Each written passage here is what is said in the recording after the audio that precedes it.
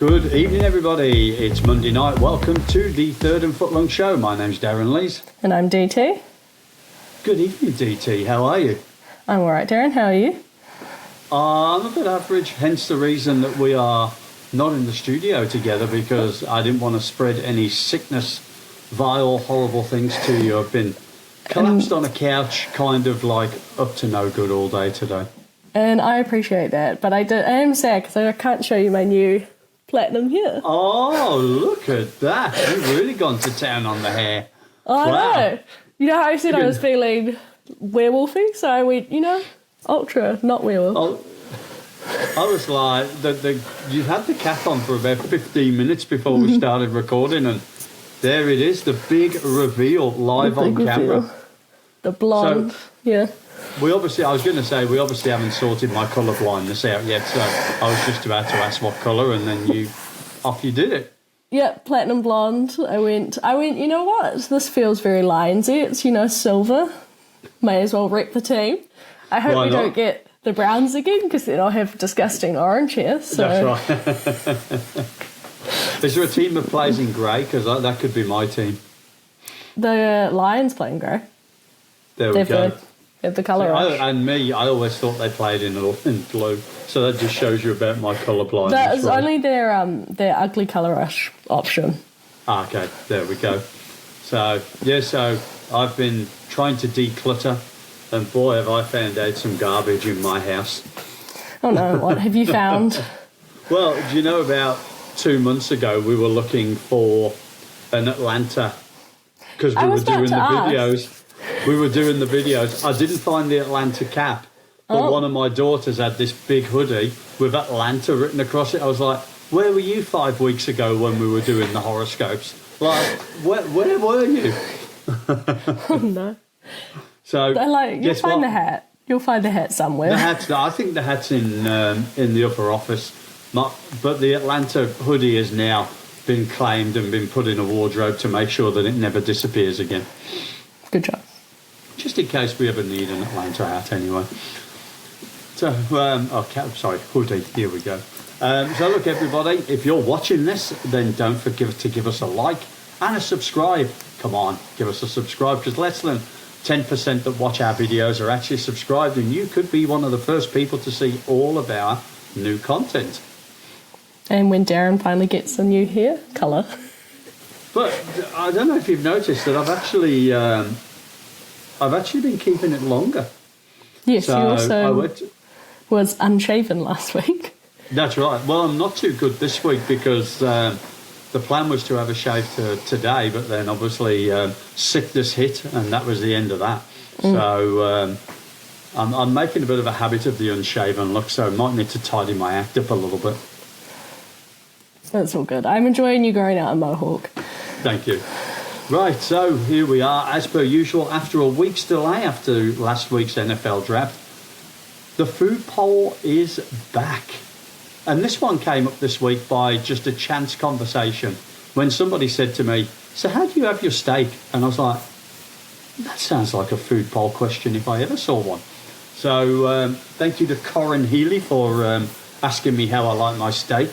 We've already got a guest pollster for this week who'd also asked another question, so that'll be coming on this week's poll. So if you want to be part of our food poll, don't forget to get to the Third and Footlong Facebook page, give it a like, and you will see all of our food polls going forward, and you'll be able to participate in them. So, DT, how do you do your steak before we get into the results? I think I said medium rare, didn't I? Are you the medium rare? Yep. I'm a fan of that approach. I'm not blue. My cousin's blue. I didn't even know blue was a thing until I went out for dinner with her. And she got a blue steak, and it pretty much was just raw meat on a plate. Was it just bleeding? It was literally raw. She goes, here, so they pan-sear it for 8 seconds each side. And I went, are you a lion? It's just raw meat. Do you stop the car when you're driving through the country and just pick up animals on the side of the road and take them home? It felt like it. I was like, oh, God. But no, not a blue person.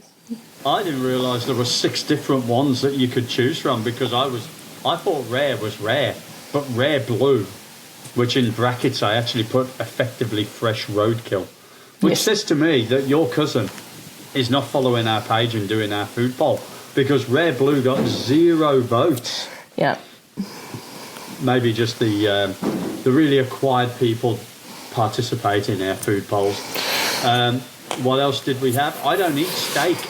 Good Lord, 3% said they didn't eat. What is wrong with these people? Probably the same as these people. I'm a vegan vegetarian. Can we please have a potato poll next week? There was 4% of those. Well done. Effectively incinerated was also 4%. Medium well was 6%. Yeah. Medium was 12%. Rare was 22%. And medium rare, me and you, 48%. That's the best way. I do medium well if it's not a nice steak place. Oh yeah, just like char it, so you just Yeah. You know what I mean. When you're at a restaurant, you're like, ooh. Ooh, I don't like what it is. Yeah. I used to way back. I used to be a well done person, and I don't know why.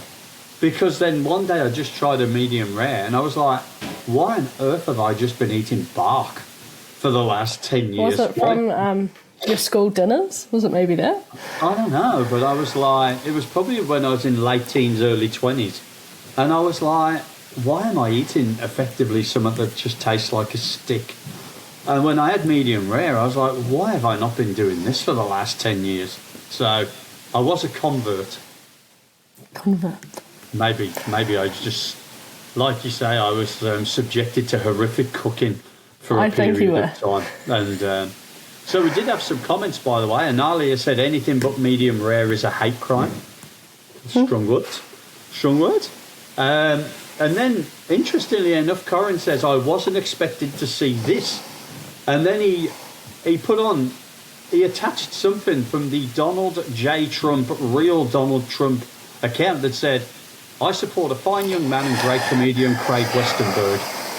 He has been unfairly treated in the comments by a loser and washed-up hack Corin career. Craig is a great guy, and his life choices on steak are correct. I mean, wow. I mean, how far do our food polls have to reach that they reach the Twitter account of the President of the United States of America? So, which Craig replied and said, I have nothing bad to say this week about Corin because the President said it all for me. Corin is a loser that eats bad steak and shouldn't even be allowed to listen to the Third and Footlong show because that show is for winners. Wow. There we go. Do you like some spice on your steak? I know you will. So there we go. Our food poll has finally made it all the way to the President of the United States. I mean, wow. Make sure you like and subscribe. That's right, yeah. But, yeah, make sure. I'll double check just to see if he's definitely on the case. But so that concludes the food poll for this week. Next week, just to give you a heads up, it's going to be toasted sandwich flavours. There we go. Toasted sandwich flavours, of which there's a trillion. So I don't know how and how I'm going to get that down to 10, but we'll give it a go. Corn and cheese. Corn and cheese? Mm-hmm. Wow. I don't know if that would have been on my list, but I'll have to put it on now just to give you something to vote for. Corn and cheese. Corn and cheese. Right, shall we crack on to some NFL news? Yes. Do you want to give it a go? We shall definitely give it a go. And I'll tell you what, I've got some good comments about our NFL news sound bite. Oh, that's nice. Yes. Oh, da-dun, da-dun, da-dun. Yeah, that's right. So it's that's already proven out to be a favourite. So well done you on your sounds. So I'm just smashing together a bunch of new sounds so we don't get plagiarism. Yeah. No. Even though everybody keeps stealing our theme tune. I know. What up, Jeff? What up, Jenny and Holmes? I know. Just messing around with our theme tune. Like, I don't recall getting a phone call from these people. No. Maybe we should use this as this week's short and copy them in and see if they've got anything to say about stealing our theme tune. Hey, both of us would take a house in reciprocation, Jenny and Holmes. Yes, absolutely. Jenny and Holmes, you give me a call. I actually know the guy that owns Jenny and Holmes. I should have just called him straight up, right, and just gone, Hey, Richard, is there any chance you could just not take our theme tune? And if you are, could you at least give us a shout out to every house you sell that when you're connecting in-house systems, that the Third and Footlong show is the essential viewing of the house? It could be the new way to advertise. It would be. Big brand. Got a Big chance. brand. So, anyway, going back to the news, Russell Wilson, there seems to be every off-season now that he doesn't make it somewhere, that he's making it into the news. And now there's two options for Russell Wilson, we hear. It's either at the Jets as a backup or potentially going into television. What do you make of that? See, I always viewed him as kind of like Jameis Winston, like that he would go and run one of those giant mega churches. So that's where I thought he was going personally. But yeah, no, I guess media, it could potentially be another Drew Brees situation where he's actually just not very good on media. Yeah, well, it's been said that him and Kira want to stay in New York. Hence the reason, obviously the Giants is now out. Hence the reason of the Jets. I mean, going back up to Geno Smith. I mean, TV, yeah, but I saw his Subway adverts and he was not amazingly charismatic on those. So I'm not really sure how the whole TV thing's going to work for him. I still remember, do you remember the Hard Knocks in camp Chargers? Or, yes. Sorry, off-season. Where everyone was just making fun of Broncos country. Let's ride. It was just all the Chargers because it's so corny that it's not good. He is a bit of a cheese. Corny. Yeah. He is a bit of a cheeseburger, that's for sure. So, but there's a lot of stuff going on around TV at the moment. Obviously, some of the networks are making changes, as we talked about last week. With Tomlin getting to TV, and then the Chris Sims firing has made a lot of news this week as well. That's okay. He'll have his money, it's fine. Getting into a bit of an argument, or not an argument, but a disagreement with Mike Florio over revealing some information in the ongoing Vrabel Rossini affair. Anything from you on news? Well, because you know how much I love them, Texans defence extended Azeez Al-Shaair for 3 years, which I'm very happy because he's quite a key player and a tone setter on the Texans defence. So I thought you'd think I would say that. Yep, I got it in mind, but I don't know why I bothered because I knew it was going to be in yours. What about you? So, me, the very unusual situation where the Pittsburgh Steelers have placed a UFA tender on Aaron Rodgers, which means he can only sign with the Steelers unless someone picks up his entire sort of comes out, or they get a compensatory pick. So, yeah, very interesting that they've placed the UFA tender on him. They've obviously turned around and gone, look, if you're not playing for us, you're not playing for anyone else. Yep. Or it's going to cost someone else a lot of money, and it's whether another team really wants to pick up a 42-year-old's contract or not. So I think it's a fair move from the Steelers, really. Yeah, I think somewhere. I mean, he had apparently given his words to Art Rooney that he was going to make a decision before the draft, and he obviously hasn't in true Aaron Rodgers, attention-seeking style. And so they've just gone, okay, if you want to play that game, we can play that game as well. You got anything else? I got a couple more just in case. Clive Campbell returning to the Ravens on a 1-year deal. Giants sign defensive tackle Shelby Harris. The two defensive tackle news. How about you? Yep, I got Chad Brinker stepping down as the Titans president of football operations, which is incredibly interesting timing straight after the draft. Well, normally they keep them on during the draft, don't they, then they? Yeah. So, and of course he reported straight to the owner. So, don't quite know what's behind that, but good luck to him in whatever else he's doing. And then, of course, the ongoing saga of Anthony Richardson at the Colts. Zero interest for Anthony Richardson. His 4th year is guaranteed with the Colts. So the thought process is, well, they're not going to let him go if they're going to pay for him.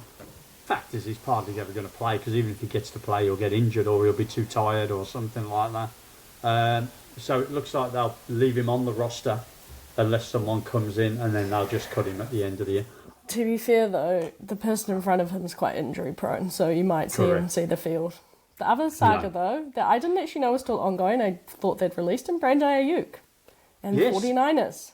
Can't trade him because he won't pick up the phone. No, that's right. That is a relationship that has fallen over quite badly. Very badly. And they're probably going to want some quite big collateral for him as well, I should imagine. And I don't think teams really want to pay him. Yeah, well, his contract, they also voided his contract. Yes. So, there was a lot of players at his position around in the draft as well. So no one, I think, felt that they really had to go for him. So I don't know what it is. Is it the 49ers? Do they constantly fall out with players? It kind of gives me the feeling that they constantly fall out. And then last week, I think we talked about the John Lynch, Kyle Shanahan in the draft room, cold, Tension. no emotion. Kyle Shanahan looked like he would just rather have just gone anywhere else but there. So, really weird at the 49. For such a successful team, the weird behaviour that we get is quite interesting. So, and then the Browns' new stadium looks quite cool. It's on track to finish for 2029. Yeah, no, the Browns, a lot going on in their world at the moment. So that'll be good. It'll be good for them to get a new stadium. So, go our former team. Go Browns. I'll leave you to say the last piece of news that you want. No, I've got nothing else. That is me. I have actually got one more piece of news, but I'm going to use it in the Monday Night Showdown instead, so I'm going to save it for that. Dun, dun, dun. I know. Just got to wait another 10 minutes to find out what it was. I know. Should we go to what we think? And we are doing this draft style. So I get to pick 3 teams. Darren gets to pick 3 teams. Darren goes first. And we go better. Who do we think got better this NFL offseason? I think that's incredibly kind of you to let me go first, by the way. Well, I made you do this, so... I know. But it is very kind of you to still do that. So, oh, wow, I've got an embarrassment of riches I can look at here.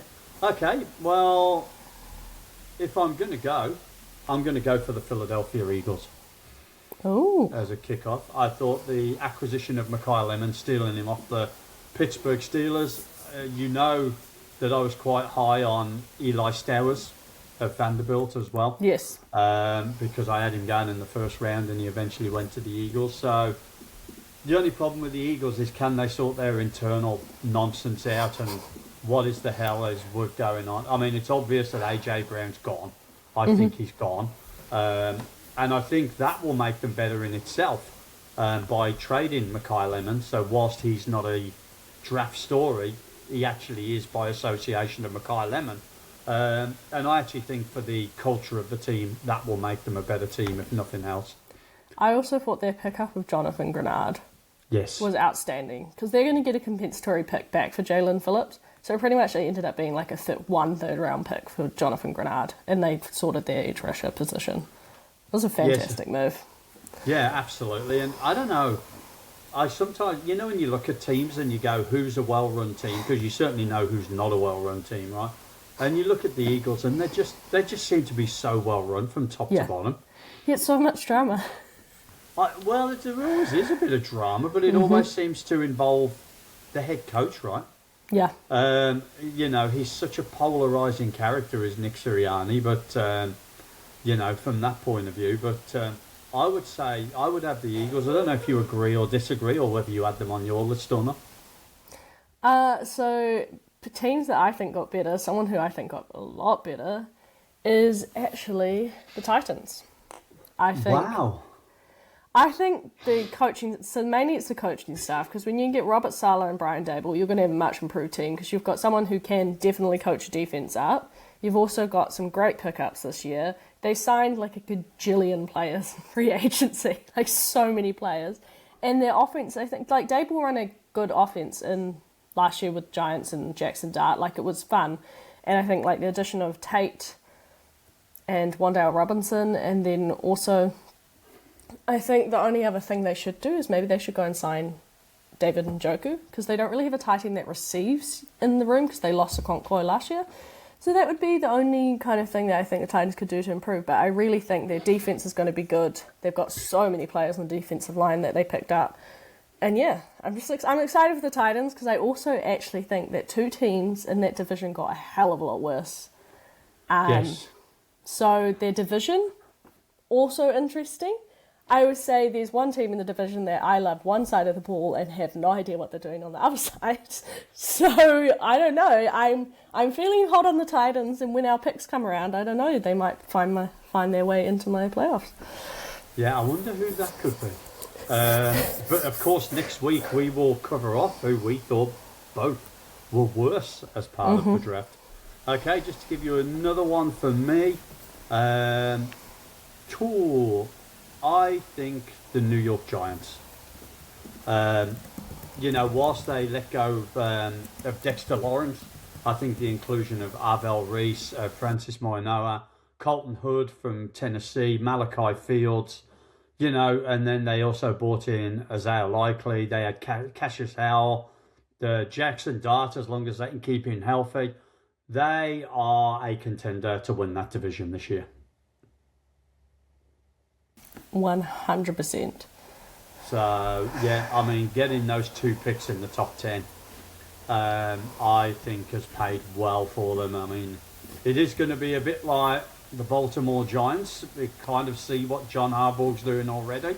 But, they're definitely a contender, and I think they're a strong case to win that division this year. Better coaching and a great set of pickups in the draft as well. So my next team, this is where I got really, really hard for me, because there's a few teams that I really enjoyed what they did, but there's one team that I enjoyed every single move they did, except they haven't fixed one key issue, and that is the Pittsburgh Steelers, because they got so much better in the defensive backfield, which was an issue for them last year. Their offense, regardless of the quarterback, they picked up Dowdle, who'll be great opposite Warren. They picked up Pittman, who'll be good with DK Metcalf. They then got the Jeremy Bernard from Alabama. They've got a loaded in the tight end room. And their offensive line is better. Everything has gotten better with that team, except they haven't fixed the main issue, which was quarterback. I think it could be interesting to see what you've got out of Drew Lahr and Will Howard, but I also think the coaching staff on offense got better with Mike McCarthy compared to last year with Arthur Smith. So yeah, I had to put them on there because I really thought they got better. They haven't solved the one key issue, and it's annoying me so much, because I'm like, you could quite frankly go up, like I said weeks ago, into off-season favourites, but you still have this major issue at the key position of quarterback. Well, look, I think the Steelers were relatively strong beforehand, but they did make some moves. Do I think they're the best team in that division? We'll probably see next week when we talk about teams that have got better or worse.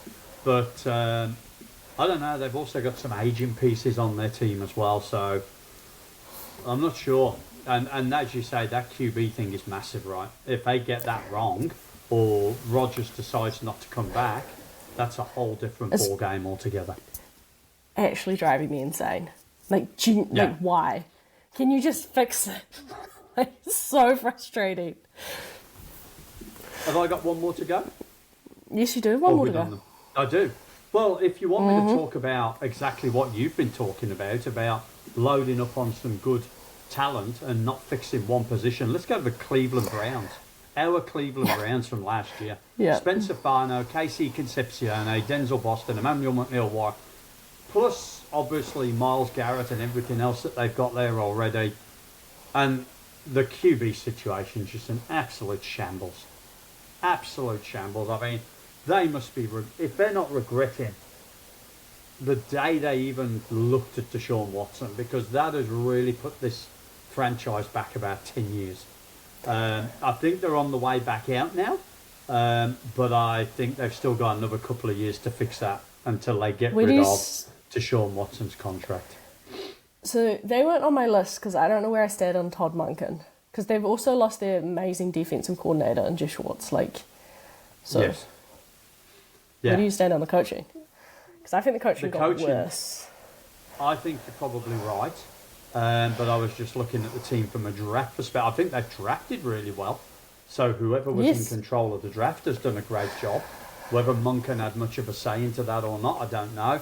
But you're right, the Cleveland Browns, from a coaching perspective, I could still see them having a losing season this year with the strength of the teams in their division and stuff like that.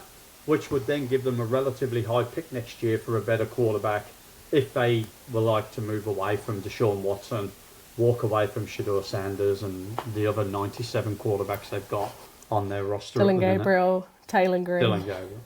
Yeah. Taylor Green. I don't understand at all. I don't understand that at all. So I think he's another, which I finally remember the name of the player while I was woke up the other night, for Terrell Pryor, which the Cleveland Browns did actually quite successfully turn the quarterback into a wide receiver quite well. So hopefully they do that again if they're going to do that. Look, I think Taylor Green is not a quarterback yet. You never know. So, my last pick, although we could pick some more if you want, is, because I also considered the coaching staff, Atlanta Falcons.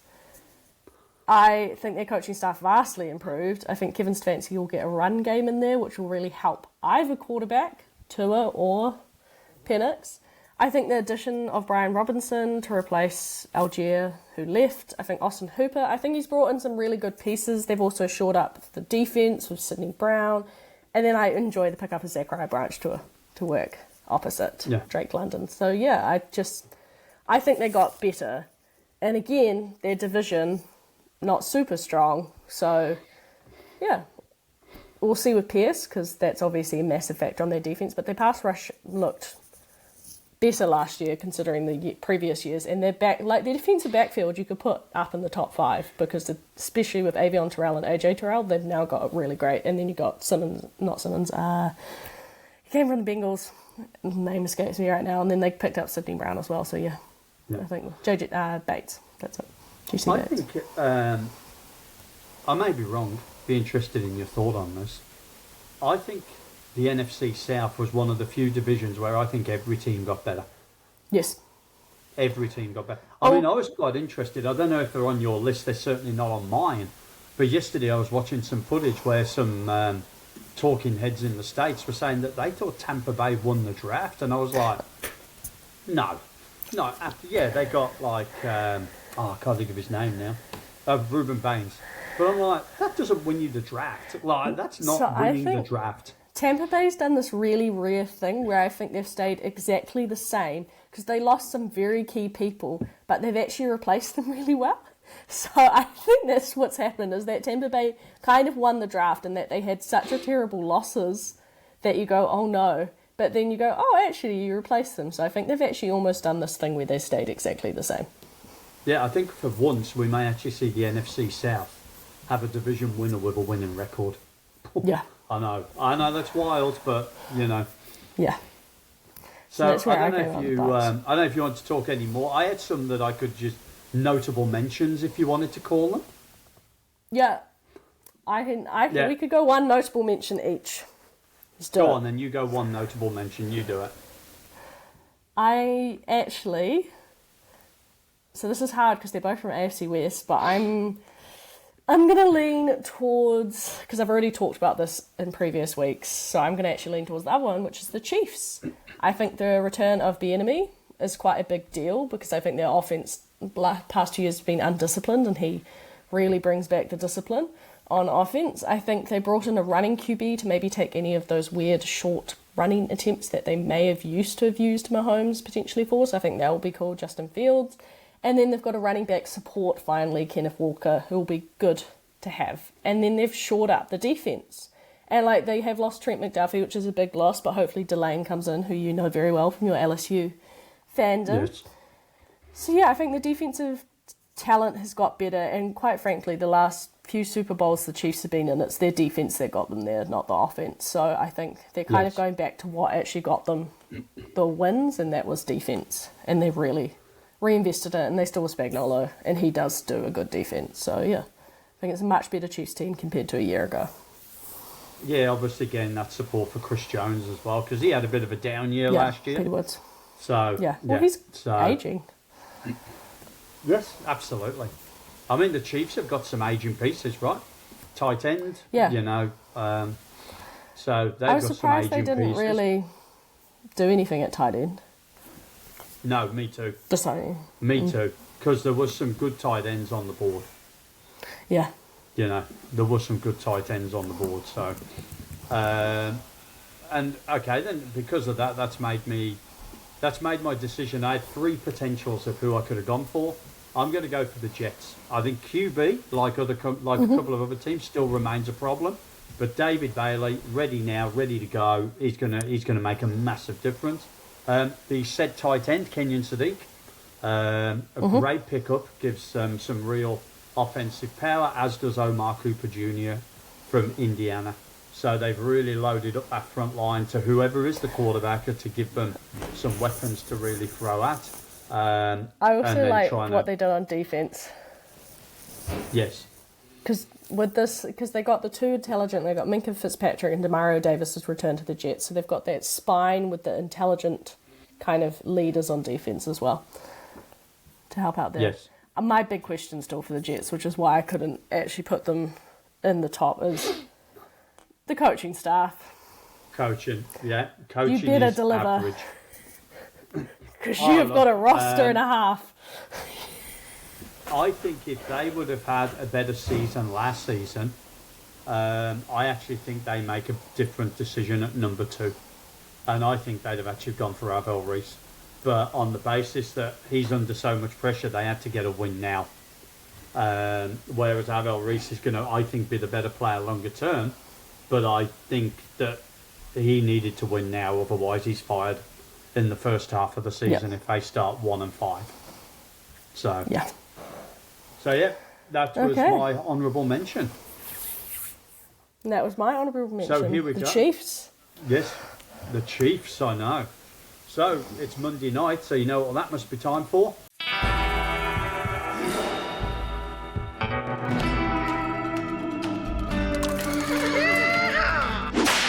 It is the Monday Night Showdown. And this week, it's my turn. It is your turn. It is, and it calls back to someone that you've just mentioned. So how about let's do a segue, because you have no idea what I'd put, and I had no idea what you'd put. So the Monday Night Showdown features the AFC West. This week, it was announced that Bo Nix has got to undergo a second surgery on his injured ankle, so is likely to miss most of the pre-season. And it is highly unlikely that Patrick Mahomes won't start the season as he recovers. Is there a chance that the Broncos and the Chiefs finish 3rd and 4th in their division if both of their starting quarterbacks can't get on the field, or be as fit as they were in the first 4 to 6 weeks of this season? No, because I don't have much faith in the Raiders. So I think there's a chance they could be 2nd and 3rd. But I really, I don't have much faith in the Raiders for the pure fact their head coach got the last of the pickings of the assistant coaches available and all of that, which I think does actually make a big deal when you have a new head coach who wasn't able to hire their staff earlier in the period. I also think Kirk Cousins last year, I don't know about you, but he didn't look amazing. No. And but the also Falcons were an overall shambles last year under that coaching. Also, the other thing, like the Raiders, they fixed their offensive line. They've got a running back. Still, who's he really throwing to? Like, you've got Brock Bowers, and then the wide receiver depth. It's not like you have any superstar powers there. Yeah, I mean, they got Mike Washington in, so they've got that 1-2 punch on the running back, so maybe they're going to be a run-heavy team this year. Mendoza is a very safe pair of hands. Very, very few interceptions. Now, obviously, the NFL's a different, it's a different thing to what we saw at college. But I think, and of course, Indiana probably weren't playing in the strongest of divisions and stuff like that. They weren't exactly playing in the SEC or anything, but I don't know. The coaching, Kubiak's good. I think he's going to really make a difference there. If Cousins doesn't start well, I don't think he'll have any doubt in ditching him. And that's, of course, if Cousins doesn't start. But I don't know. Last year, the Chiefs without Mahomes, regardless of what picks they've made this year, they struggled like hell. And, Garrett Nussmeier is, 2 years ago, Garrett Nussmeier was good. Is the current Garrett Nussmeier Well, you have Justin Fields ahead of him. You have Justin Fields ahead of Nussmeier. Yeah. But like Justin Fields was like having minus 40-yard games last year. Like, he was also on the Jets. Yeah, I know. But, I think where's Fields been? He's been to the Steelers. He's been to the Bears. He's never really made it work. He's probably got the best coaching staff now that he's ever had, arguably. Yes. I will give you that. And we saw what happened to the Broncos in the AFC Championship when they had to put Jared. I'm stunned that Jared Stidham is still the backup quarterback there. To me, I think because he only signed a 2-year contract and last year was the second year, I'm surprised they haven't made a move there because he was not good in that game. I mean, he was like, watch out, you watch me.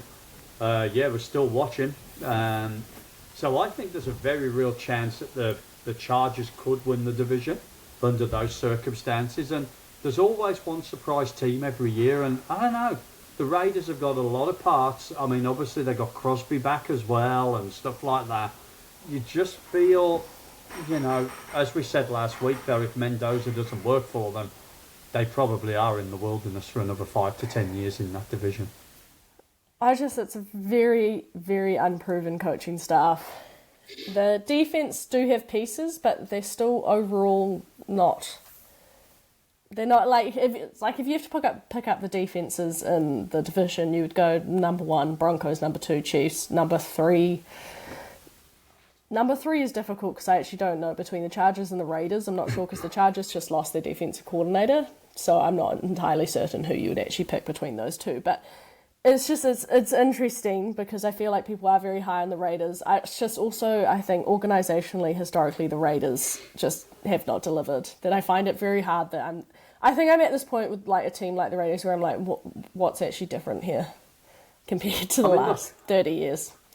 I know what you're saying about unproven coaches, but Liam Cohen at the Jaguars last year, and I don't know, did the Jaguars have the roster that, the Raiders probably arguably, they had the number 1 running back last year, probably wasn't used well. They've got Brock Bowers, who was probably the best tight end that's come out of college in the last 3 years. Mendoza, when they had that 6 or 7 quarterbacks who went in the top 12 that year, where would Mendoza have got? That's where I always like to kind of judge people, is you look at that year where they had 6 or 7 that come out in a year. Mendoza probably would have gone at least 3rd in that lot. Mm-hmm. Yeah, 100%. So, they're kind of building some pieces. But yeah, they've got to they've got to click pretty quickly if they were to overcome the Chiefs. But if, and the Mahomes, yeah. But if Mahomes was to have a setback and couldn't play until October or November. But the news today was he's likely expected it. So. Yeah, I know. Also, Mahomes is just weird. In terms of, like, his body composition, you see some things where you're like, oh, no, he's done. Like, because you see on the, on the Zoom or the slow-mo, his knee is bent some weird way, and he just gets back up like nothing happened, and you go, what? Yes. What's going on with this man? Like, that's not how that should happen. So, I don't know. I have a way more faith in Steve Spagnuolo than I do in the Raiders coaching staff. Yeah. What do you reckon about the second ankle surgery, which they're calling procedural, just to make sure everything's clean and tidy, but he's gone for 2 or 3 months, so it's not so kind of straightforward. Ankles are weird.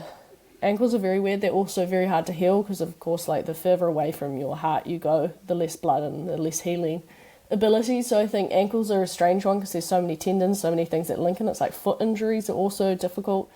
So I'm not sure. You kind of hope it's just a clean-up procedure, but you do go, oh, that's a bit strange that you have to have a second procedure. Because normally they do say it's a clean-up procedure if it's just to clean scar tissue or to maybe remove some bolts or something that they've put in. Yeah, so...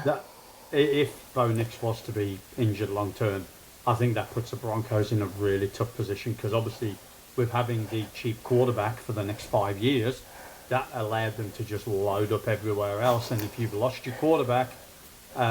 you're not going and getting another $10,000. I know it's about. So there are still 2 quarterbacks that theoretically are So there's your ever-loving favourite, Anthony Richardson. But the other person who didn't get traded this off-season, which everyone expected, is actually Mac Jones. And I would say Sean Payton could quite easily, if Bo Nix is out for half a season, could quite easily get Mac Jones in there, and he would be a capable starter with him. Here's the one for you. How about the Denver Broncos go out, especially if it's a one-year thing, recovery for Nix? They go and take Aaron Rodgers from the Steelers for 1 year. And what's funny about that is, remember so many years ago, that's why they hired Nathaniel Hackett. How weird would it be that he ended up at the Broncos when Nathaniel Hackett wasn't there? Now look, obviously he was really dark on Sean Payton when Sean Payton publicly called out. So could they work together? I don't know, possibly not. But if the Denver Broncos put $25 million for 1 year, you know, and sort of like 10 million, 15 million sort of guaranteed, and then 5 million if they make the playoffs, 5 million if they make the Super Bowl or something like that. I think so. That's something like that, because, you know, and if you're going to end your career coming into a division with Harbaugh, Reed, Brady as an ownership, and Mahomes, Herbert and Mendoza, I mean, what better division do you want to compete in to finish off your career? It's interesting because also Sean Payton's used to having a veteran quarterback, so he's a bit used to having off days for the veteran QB and having different sort of treatment for them. I do think, though, I think I'd prefer to see Mac Jones and Sean Payton's offense because he can actually move, whereas Aaron Rodgers cannot move. Because Bo Nix with the offense, when he was able to move the pocket a bit, it looked good. Like, it looked fun offense to watch. I just think watchability-wise, I think I would prefer Mac Jones over Aaron Rodgers and Sean Payton's offense. I mean, I think there's no doubt, though, Aaron Rodgers can throw a ball better than anyone else who's available, even at 42. Yes, his arm may not be as strong, but his accuracy. And last year, you know, one of the criticisms about Nix was like deep ball and stuff like that. But if you look at the Broncos' drops last year, they had a shed ton of drops, which really hindered, you know, how Nix looked. And when you actually look at the 2-year stats for Nix, in some of those categories, he stands alone, like over any quarterback in the history of the NFL. So if he had someone that could, one, catch, but two, maybe if it was a slightly more accurate quarterback, which I would say Rodgers is more accurate than Nix, definitely. Then, well, who knows, right? Do you know, well, you've watched Rodgers for years, you know how he just doesn't throw to you if you drop the ball? So if all the Broncos wide receivers drop the ball, who's he throwing to? Is he throwing to himself? That would be quite entertaining to watch because he then has to throw to someone. And if all of them still keep dropping the ball, then he's got nowhere to go. Maybe that's in some of the games why he was throwing so many interceptions, because he's like, well, look, this is how you catch a ball. Watch. Yeah. So it'll be fun. But I think that's going to be interesting to watch, the AFC West. I mean, you're right. Mahomes is rumoured to be coming back and is on schedule. Bo Nix is also meant to be starting the season. But if they don't, I think that turns the AFC West right upside down.